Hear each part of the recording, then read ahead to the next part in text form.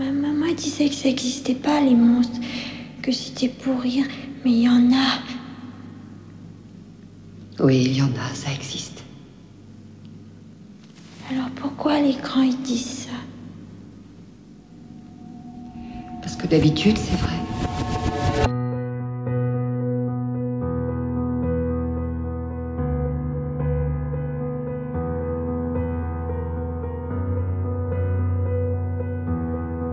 Ici le capitaine Damien Brackett du corps des Marines coloniaux, actuellement en poste à la tête de la branche sécuritaire d'Atlas Hope, SOS. Mon unité ainsi que toute la colonie a subi de lourdes pertes sur LV-426. Atlas Hope est désormais inhabitable. Je répète, inhabitable. Avons réussi à fuir les lieux à bord d'une navette de fortune et avons urgemment besoin d'une assistance médicale. Parmi les survivants, moi-même, 2 adultes dont un grièvement blessé, et une jeune enfant, considérés Atlas Hope ainsi que tous ses occupants comme étant définitivement perdus ou morts. Enfin, c'est tout comme. Vous saviez, n'est-ce pas? Depuis le début, vous saviez. Peut-être pas que ça se passerait comme ça, mais la véritable raison d'être de cette colonie, toute cette foutue opération, tout ça n'était en réalité qu'une ignoble mascarade. Depuis le début, vous saviez très bien ce qu'on allait tôt ou tard finir par découvrir là-bas.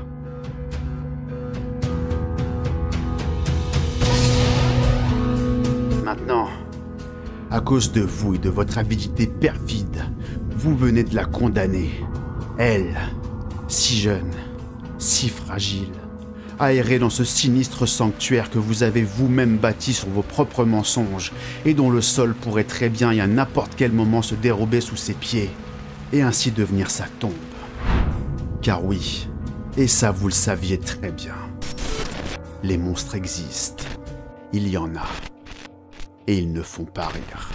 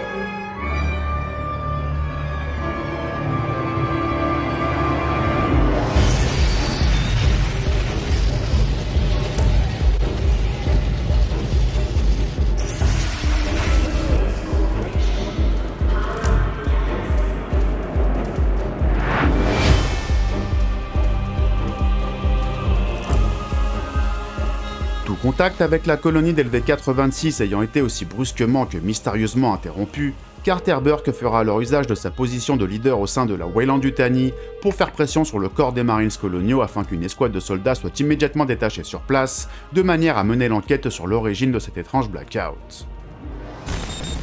Le 2e bataillon de l'équipe Bravo du corps des Marines coloniaux sera alors greffé à la mission. Une escouade de bras armés dirigée par le très respecté sergent-chef Alexander Apone et comptant dans ses rangs le fleuron des soldats des Nations Unies. Mais en parallèle du véritable objectif officiel, les réelles intentions de la Weyland en étaient tout autres. En effet, la compagnie n'ayant en vérité aucun doute quant à l'implication de xénomorphes au sein de l'affaire, le déploiement d'une mission de récupération visant à extraire un spécimen alien était une évidence, et Burke en serait le parfait émissaire. Mais pour mener à bien une telle mission, il fallait néanmoins et impérativement que Burke puisse conserver un certain semblant de contrôle sur les opérations.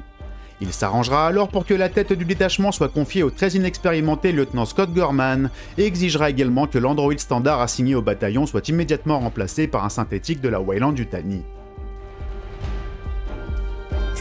Et là évidemment j'imagine que tu dois très bien te douter du pourquoi est-ce que Burke avait fait cette demande. Car d'avoir un allié robotique de la même trempe que l'avait jadis été H en son temps serait un sacré atout pour lui. Un allié qui serait donc soumis aux directives et aux priorités de la compagnie. Mais malheureusement ou heureusement selon ton point de vue, cette demande n'aboutira pas à temps et donc le fameux synthétique Bishop conservera sa place au sein du 2e bataillon. Mais à côté de ça, le témoignage de l'ex-lieutenant de première classe Helen Louise Ripley était devenu un véritable problème pour la compagnie.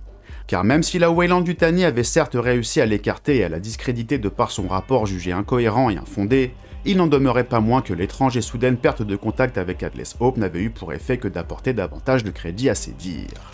Braquant alors une nouvelle fois tous les projecteurs sur la sinistre corporation, et soulevant toujours plus de questions quant à ses réels agissements. Oui, parce qu'on a souvent tendance à l'oublier, mais malgré son influence et son pouvoir quasi omnipotent, la Weyland-Yutani n'est pas au-dessus des lois. Elle a le bras long, certes, très long même, mais elle n'est pas au-dessus des lois et doit forcément rendre des comptes. Il fallait donc absolument faire taire Helen Ripley en l'envoyant aussi loin que possible de toute forme d'autorité. Carter Burke se rapprochera alors une nouvelle fois d'une Helen Ripley profondément traumatisée, et lui proposera ainsi de rétablir son grade en échange de sa participation en tant que conseillère au sein de la future escouade. Et bien que d'abord très réticente quant à l'idée de repartir sur LV-426, les récurrents cauchemars de l'ex-lieutenant finiront par la convaincre de non seulement prendre part à la mission, mais aussi et surtout de faire face une bonne fois pour toutes à ses propres démons. Et bien évidemment à la seule condition d'exterminer toute menace extraterrestre, à supposer que la perte de contact avec Atlas Hope soit du fait d'autre chose que d'une simple panne d'émetteur. Et la Weyland-Yutani s'étant portée garante du financement de toute l'opération, Carter Burke parviendra également et sans difficulté à rejoindre l'équipage de l'USS Sulaco en tant qu'agent de liaison. Un astronef d'assaut léger ayant malheureusement hérité d'une bien mauvaise réputation au sein du corps des Marines coloniaux, et dont les terribles échos allaient très bientôt accompagner et poursuivre tous ses occupants.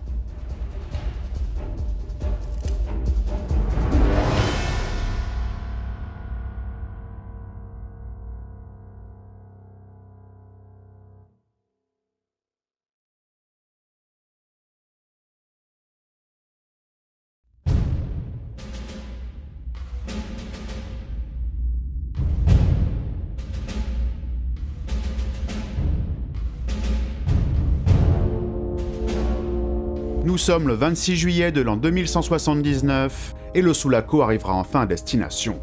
Il se placera automatiquement en orbite de la lune de Kalpamos, interrompant au passage la biostase de tous ses occupants, et un premier briefing sera alors tenu dans le hangar de l'astronef. Les marines enrôlés apprenant enfin et officiellement l'existence désormais non excluable de créatures mortellement dangereuses errant potentiellement en totale liberté entre les murs du complexe. Tout ce qu'on sait, c'est qu'on n'a aucun contact avec la colonie, et qu'un xénomorphe peut se manifester. Cette fois ça y est, le nom est enfin lâché, et les créatures porteront désormais, et ce de manière officielle cette fois, l'appellation de xénomorphe. Du grec xéno qui peut se traduire par autre ou même par étrange, et morphe qui grosso merdo peut se traduire par forme. Soit forme étrangère et qui définit plus généralement une forme de vie non répertoriée. Bon, même si maintenant avec Alien Romulus, on sait que la Weyland-Yutani les appelait déjà comme ça depuis au moins 2142. Ripley sera ensuite appelé une énième fois à partager sa terrible histoire. Mais malgré une voix tremblante accompagnée d'un regard aussi vide que fuyant et témoignant ainsi d'un profond traumatisme, les paroles du lieutenant seront hélas très largement édulcorées, et sa mise en garde ne sera pas entendue. Les gros bras du corps des Marines coloniaux n'hésitant pas à qualifier toute l'opération de simple chasse aux moustiques, minimisant ainsi, de par leur ignorance, l'extrême dangerosité de la menace responsable de la chute même d'Atlas Hope.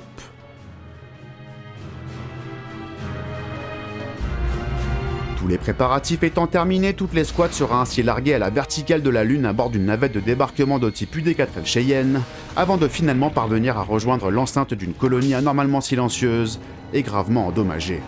Et malgré le scepticisme et la mise en garde de Ripley, Gorman déclara toutefois le complexe comme étant sécurisé, et la dernière survivante du Nostromo sera alors amenée à pénétrer à son tour entre les murs d'Atlas Hope.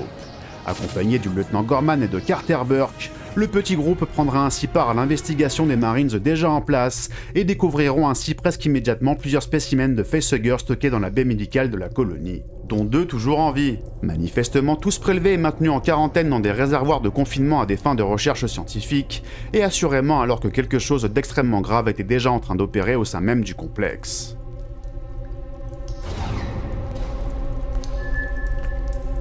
L'équipe retrouvera également la petite Rebecca Jordan, dernière survivante d'Adless Hope ayant néanmoins su tirer avantage du vaste réseau de ventilation de la colonie pour dissimuler sa présence, et dont Ripley se prendra immédiatement d'affection. La jeune orpheline lui rappelant inconsciemment sa défunte fille Amanda. Oui, parce que pour rappel, à l'époque où Ripley embarquait à bord du Nostromo, Amanda avait alors quasiment le même âge que Rebecca aujourd'hui. La jeune fille fera alors part à Ripley de ses craintes et de son pessimisme quant à la puissance des soldats face à la menace qui avait décimé Adless Hope, et au même moment les Marines parviendront enfin à localiser les colons jusque-là introuvables. Grâce au fameux émetteur de données personnelles dont je t'ai déjà parlé dans l'épisode précédent. Une mission de sauvetage sera alors immédiatement mise sur pied, le lieutenant Gorman restant en retrait afin de superviser au mieux les événements en compagnie de Ripley, de Burke et de la petite Rebecca, et les Marines se rendront alors au cœur même du processeur atmosphérique principal de la colonie. Sans même prendre conscience qu'ils venaient ni plus ni moins de se jeter dans la gueule du loup, et qu'ils étaient d'ores et déjà tous traqués.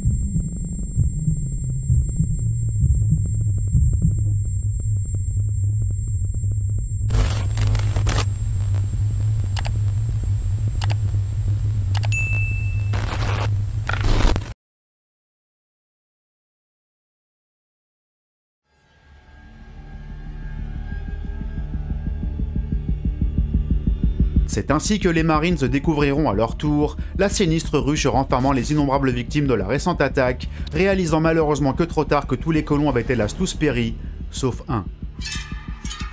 Une certaine Marie, qui fut l'une des dernières colons à être capturée par les créatures. Les Marines assisteront alors avec horreur à la violente naissance d'un Chestbuster, avant d'être subitement attaqués par une horde de xénomorphes.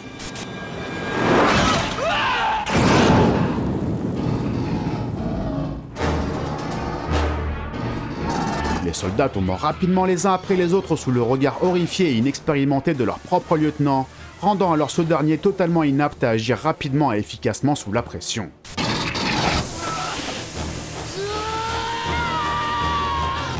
Ripley n'aura alors d'autre choix que de passer elle-même à l'action, et prendra alors immédiatement le contrôle du véhicule blindé des troupes afin de secourir et d'évacuer les soldats assiégés.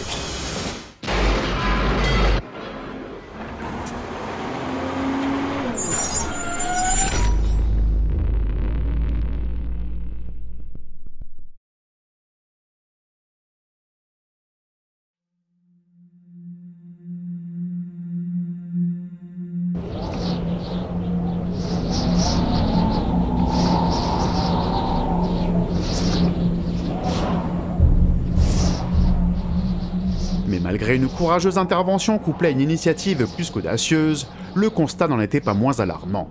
La quasi-totalité de l'escouade s'était instantanément fait balayer par les créatures, rejetant toute la faute à un commandement déplorable et n'épargnant malheureusement que 3 Marines.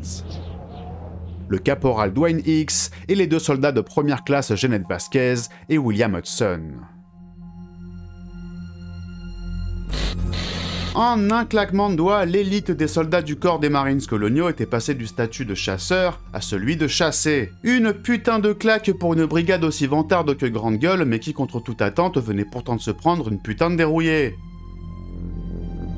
Le sergent Happon n'étant plus et Gorman ayant perdu connaissance lors de l'intervention musclée de Ripley, le commandement de l'escouade reviendra alors au caporal Dwayne Hicks, lequel optera alors pour un repli immédiat des troupes à bord du Sulaco, afin de totalement détruire Adless Hope depuis l'orbite d'LV-86 par une force de frappe nucléaire. Ce à quoi bien évidemment s'opposera radicalement Carter Burke, mentionnant d'une part la valeur monétaire de la colonie elle-même, et soulignant le fait que de préserver des créatures telles que les xénomorphes ne pourrait être que bénéfique pour les avancées de la science. Mais l'envoyé de la Weyland n'étant aucunement affilié à la hiérarchie du corps des Marines coloniaux, sa requête ne sera donc pas prise en compte, et le caporal confirmera ainsi son ordre de rapatriement à bord du Sulaco. Ferro, tu es, réponds. Je suis à mon poste. Programme la navette pour décollage immédiat, on évacue. Bien reçu, je suis paré. Je décide qu'on va décoller et balancer une charge nucléaire. Là, on sera sûr du résultat. Mais contre toute attente, un xénomorphe isolé parviendra à se hisser à bord de la navette de débarquement des Marines, provoquant alors la chute de l'astronef ainsi que la mort de ses 2 pilotes, et privant malencontreusement les soldats de la plupart de leur équipement.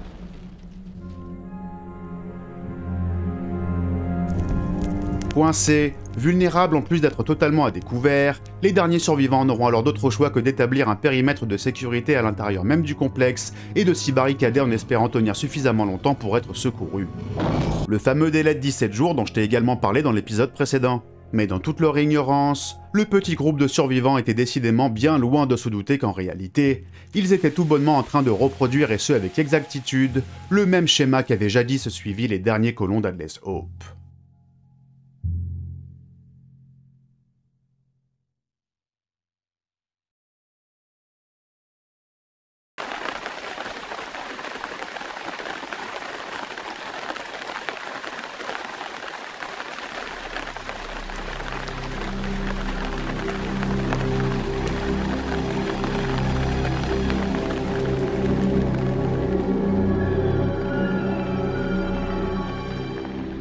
L'attente était longue, les secondes se transformant en minutes, et les minutes paraissant être de véritables heures entières.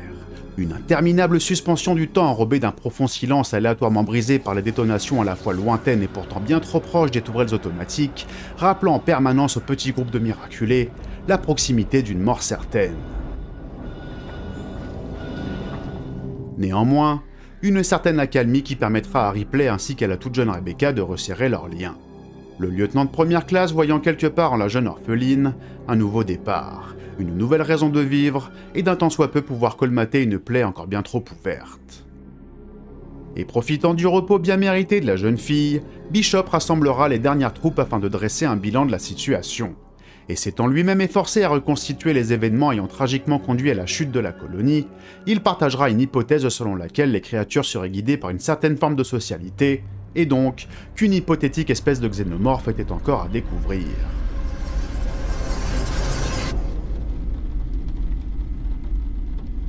Et suite à ça, Ripley découvrira toute la vérité sur les agissements de Burke, grâce aux fameuses archives d'Atlas Hope, mentionnant clairement et sans contestation que l'ordre d'investigation de l'épave Malakaak avait été sciemment commandité par Burke en personne, et donc qu'il était en grande partie responsable de l'hécatombe qui s'était abattue sur les lieux. Elle le mettra alors face à ses propres responsabilités et ira même jusqu'à le menacer de dévoiler toute la vérité. Mais Bishop informera également le petit groupe de l'imminence d'un danger encore bien plus grand. Une explosion d'une rare intensité menaçant de détruire l'intégralité du complexe, réduisant quasiment à zéro tout espoir de survie.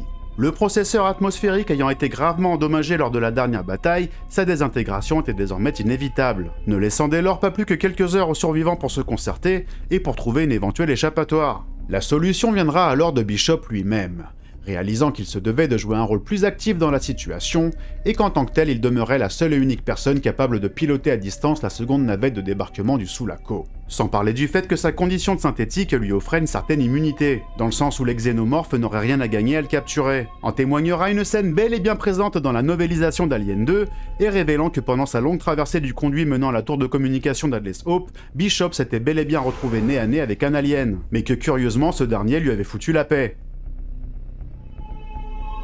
Mais Carter Burke comptait bien faire usage de ce laps de temps pour accomplir sa mission tout en se débarrassant d'une Ellen Ripley devenue bien trop gênante pour ses affaires.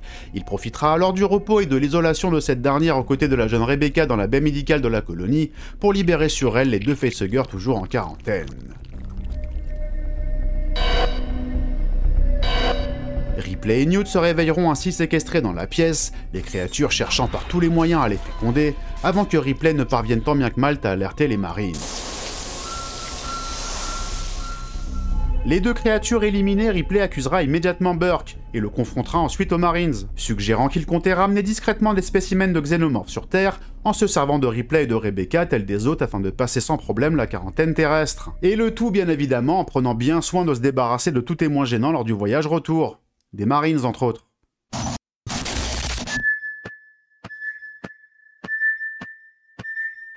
Mais alors que les soldats s'apprêtaient à faire payer Burke pour sa trahison, l'électricité sera soudainement coupée. Les détecteurs de mouvement des Marines commençant à sérieusement saturer, signalant qu'un très grand nombre de xénomorphes étaient finalement parvenus non pas à percer les barricades, mais à les contourner.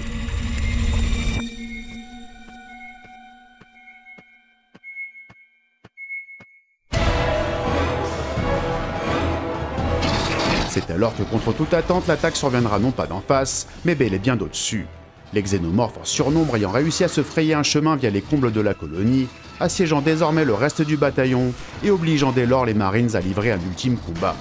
Hudson et Burke seront rapidement capturés, et Rebecca prendra alors sur elle de guider les derniers survivants vers la plateforme d'atterrissage en empruntant un système de ventilation. Mais malheureusement, Vasquez se retrouvera rapidement dans l'incapacité de suivre le groupe suite à une confrontation avec un alien. Mais dans un ultime élan de bravoure, c'est bel et bien le lieutenant Gorman qui fera demi-tour pour tenter de la sauver. Mais les deux protagonistes étant désormais cernés par les créatures, se sachant indubitablement condamnés, ils préféreront tous deux se sacrifier en tentant de barrer la route aux xénomorphes. Une action plus ou moins victorieuse qui n'empêchera malheureusement pas Rebecca d'être capturée à son tour et X d'être grièvement blessé.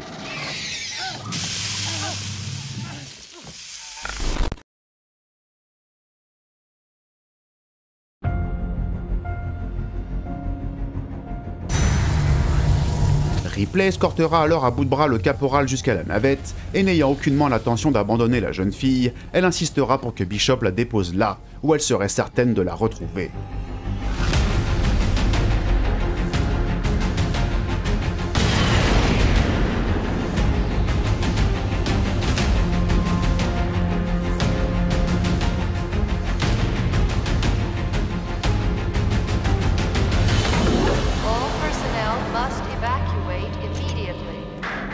La jeune femme s'engouffrera alors à son tour à l'endroit même où les Marines avaient essuyé leur premier échec, se fiant uniquement à un tracker qu'elle avait précédemment donné à Rebecca, et retrouvera dans un premier temps Carter Burke. Vraisemblablement condamné car porteur d'un embryon xénomorphe, Ripley lui offrira néanmoins un moyen d'abréger lui-même ses souffrances. Suite à quoi la jeune femme poursuivra son chemin avant de finalement parvenir à retrouver Rebecca.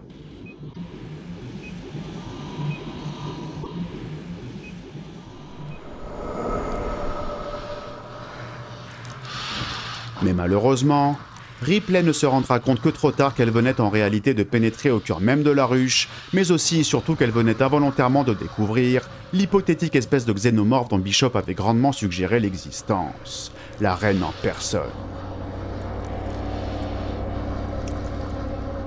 Les deux figures maternelles se toisant lentement et réciproquement, l'une portée par un véritable sentiment d'amour envers sa fille de substitution, et l'autre uniquement guidée par un profond désir de reproduction mécanique des plus primitifs.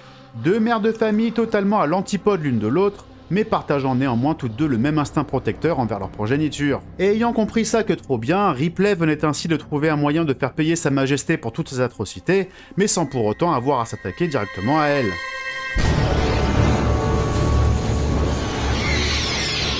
Ripley n'hésitera donc pas une seule seconde à jouer de la gâchette sur tous les ovomorphes environnants, jusqu'à épuisement total de ses dernières munitions, ne cherchant aucunement à se débarrasser de la reine elle-même, mais à l'humilier et à la blesser au plus profond de son être, provoquant ainsi la fureur de sa majesté, qui poursuivra inlassablement Ripley et Rebecca jusqu'à la surface. Une retraite qui coïncidera avec le retour tardif de Bishop sur les lieux, l'androïde ayant été par la force des choses obligé d'éloigner la navette de la plateforme devenue beaucoup trop instable, et lequel parviendra in extremis à récupérer les deux rescapés avant l'ultime expiation d'Adless Hope.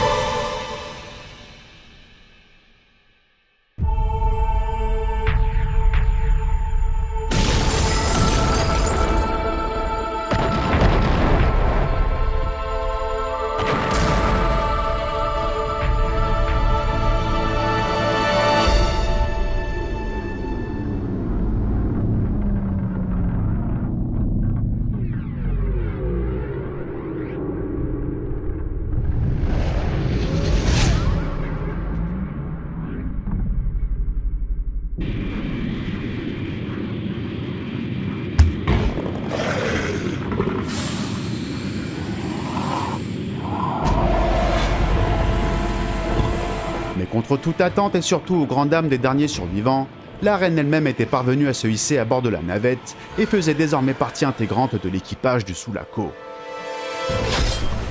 Elle endommagera alors grièvement l'androïde avant de se lancer avec acharnement à la poursuite de la toute jeune Rebecca, souhaitant férocement et à son tour faire payer Ripley en la privant de ce que elle-même venait de lui prendre. Et afin de rééquilibrer les choses en vue de l'inévitable confrontation qui semblait bien se profiler, Ripley entrera alors dans la bataille aux commandes d'un puissant robot de charge. Ne la touche pas, sale pute! Et au terme d'un face-à-face des plus redoutables opposant les deux figures maternelles, les deux protagonistes tomberont malencontreusement dans un sas de décompression, jusqu'à ce que finalement Ripley ne parvienne à expulser l'abomination dans l'espace.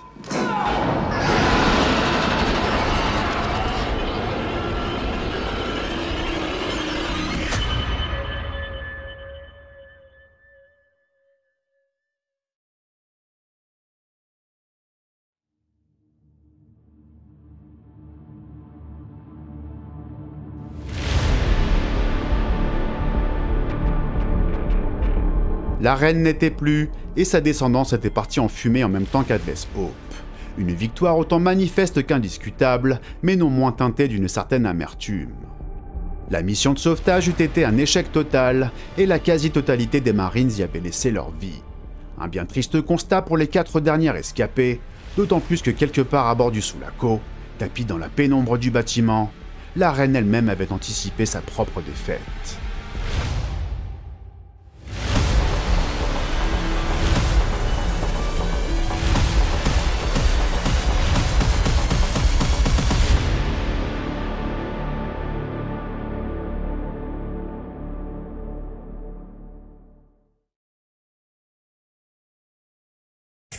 Un grand merci à toutes et à tous pour avoir regardé cette vidéo jusqu'au bout et surtout pour votre patience. J'ai pas vraiment d'excuses, j'ai juste eu une grosse baisse de motivation. Mais ceci étant, j'espère quand même que cet épisode vous aura plu et si c'est le cas, vous savez quoi faire. Comme d'habitude, je vous fais plein de gros bisous et je vous dis à très bientôt pour la suite. Et tchuss!